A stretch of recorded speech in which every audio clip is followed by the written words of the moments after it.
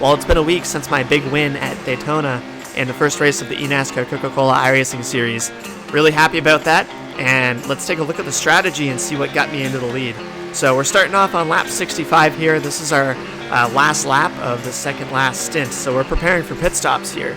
And I'm all the way back in 20th, but I got a group of guys here that we're all planning to pit together, and we're going to turn in off the banking, don't brake until we get below that yellow line, and then we staggered a bit to make sure we didn't run into each other. We're trying to get a gap to that pack at this point. We need to make up a second or two to make sure we're going to be in the lead. So we're all pretty aggressive on our pit entries, but we were safe enough to make sure none of us slid through. So Brad Davies gets around me on the apron, and so I get a pretty good run on him on corner exit, and Ashton Crowder helps me by him. I have a really good run on these front three and make a little move to the outside and get by Ryan.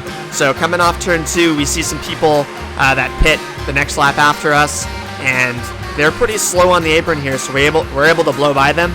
We know they're going to be in our draft, so they're definitely going to keep with us, but this is pretty much what we were planning. So I made it from 20th up to leading the outside line just with a really good pit sequence. Alright, a lap later, I get a really good run on exit of turn 4. Nick Ottinger's pushing me a whole bunch here, and my car is really not stable at this point. And I knew once we got lined up on the bottom with me, Bobby Zielinski, and Christian Challoner, who we were also working with, I knew we were 3 very fast cars, so I knew it was going to be near impossible for people to get around us after this point. My goal became really clear. Let's get to the last lap just like this, with both of us 1-2 on the bottom lane, and then we'll go from there, manage my oil temps. Let's just get to the last lap just like this.